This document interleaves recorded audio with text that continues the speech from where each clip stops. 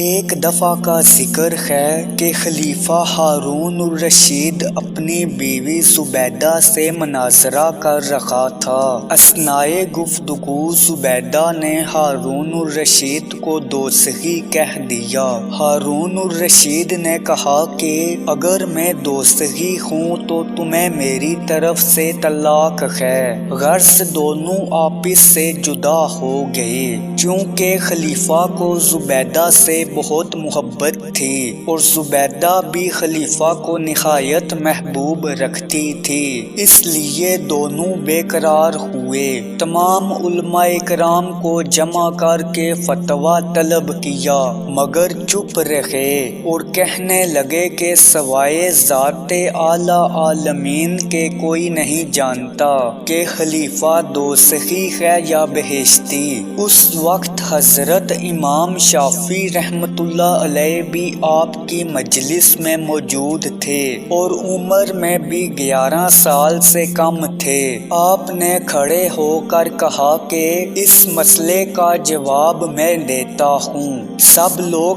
حیران رہ گئے کہ ایک بچہ کیا جواب دے سکتا ہے۔ تب ہارون الرشید نے آپ کو بلا کر پوچھا تو آپ نے کہا کہ چونکہ آپ سائل ہیں اس لیے تخت سے نیچے اتر جائیں اور مجھے تخت پر بیٹھنے دیں، تب میں جواب دوں گا۔ خلیفہ نے ایسا ہی کیا۔ جب آپ تخت پر بیٹھ گئے تو فرمایا کہ تمہارے سوال کا جواب بعد میں دوں گا، پہلے تم میری بات کا جواب دو۔ پوچھا کیا سوال ہے؟ فرمایا کہ کیا کبھی کسی گناہ کے کر سکنے کی ہمت ہوتے ہوئے تم نے خوف خداوندی سے اس گناہ کو ترک کیا؟ خلیفہ نے کہا ہاں۔ تب آپ نے فرمایا کہ میں حکم دیتا ہوں کہ تم بہشتی ہو۔ تمام علماء کرام نے یہ سن کر کہا کہ یہ کس طرح اور کس حکم سے؟ آپ نے فرمایا قرآن کہتا ہے۔ پھر انہوں نے ایک آیت پڑھی جسے سن کر تمام علماء کرام آفرین کہتے ہوئے کہنے لگے کہ جب بچپن میں یہ حال ہے تو جوانی میں کیا ہوگا؟